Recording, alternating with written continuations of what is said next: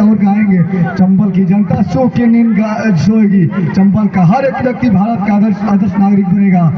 न कोई शासक होगा, न कोई शासित, न कोई धनिक होगा, न कोई गरीब, सब एक होंगे, अपने जिएंगे और दूसरों को जीने देंगे।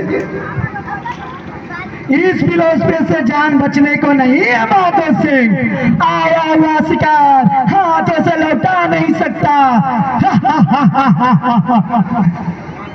भगवान करे, भगवान करे तुम्हारी साधना फलवती हो। मुझे मारकर भी तुम साथ दी पालो मोहर सिंह, तो मैं अपना अहोभाग्य समझूंगा। परंतु मेरा अंतिम आग्रह है, तुम उसे मान लो। एक दुश्मन की बात दूसरा दुश्मन मान ले।